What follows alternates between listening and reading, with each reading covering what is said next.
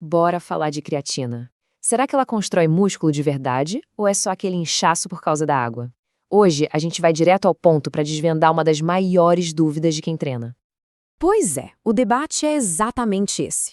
De um lado, muita gente defende a creatina como um suplemento superpotente para construir músculos.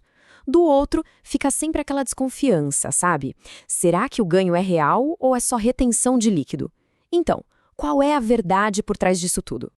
Para a gente chegar numa resposta, primeiro a gente precisa entender de onde vem toda essa confusão. E o problema, como a gente vai ver, está todo na forma como o ganho muscular é medido.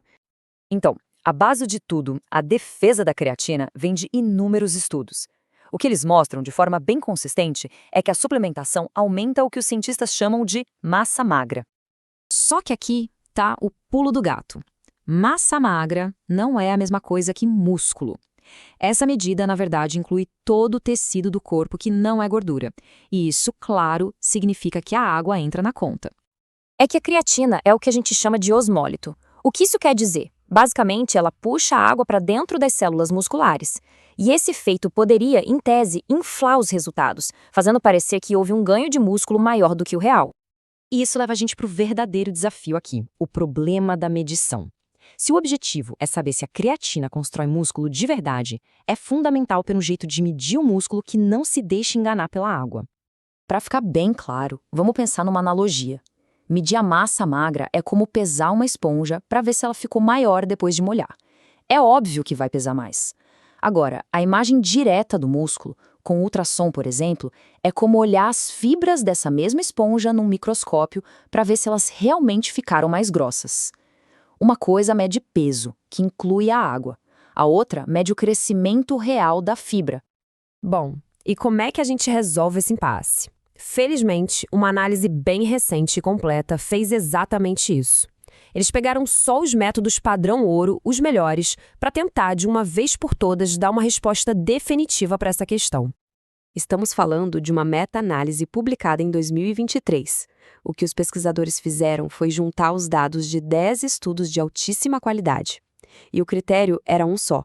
Todos eles tinham que ter usado imagens diretas, como ultrassom e ressonância magnética, para medir o crescimento muscular real, sem a interferência da água. Certo. E depois de analisar todos esses dados, qual foi a conclusão? O resultado foi um tamanho de efeito médio de 0,11. Pensa nesse tamanho de efeito como uma nota para a força do impacto que a creatina teve. Tá, mas e o que esse número 0,11 quer dizer na prática? Bom, ele significa que, sim, a creatina teve um efeito positivo na construção de músculo. Mas, e essa é a parte importante, esse efeito foi classificado estatisticamente como muito pequeno. Ou seja, ele existe, é positivo, mas é discreto. E esse gráfico aqui ilustra perfeitamente como eles chegaram a essa conclusão. Cada linha representa um estudo diferente, e dá para ver que quase todas elas, e principalmente o losango lá embaixo, que é a média de tudo, estão um pouquinho para a direita da linha do zero. Isso mostra um benefício pequeno, mas claro, a favor da creatina. Ok, o efeito é pequeno, mas será que ele é igual para todo mundo? O que a análise descobriu é que esse pequeno benefício foi bem parecido tanto nos músculos de cima, do tronco e braços, quanto nos músculos de baixo, das pernas. Não houve uma grande diferença entre eles. A idade, por outro lado, pareceu ter um papel sim.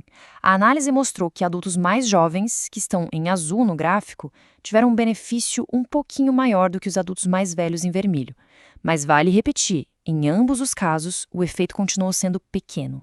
Certo? Então vamos amarrar todas essas pontas. Qual é, afinal, o veredito sobre a creatina e o crescimento dos músculos? A conclusão é bem direta. Sim, a creatina de fato ajuda a construir músculo de verdade, não é só retenção de líquido. Isso é um fato.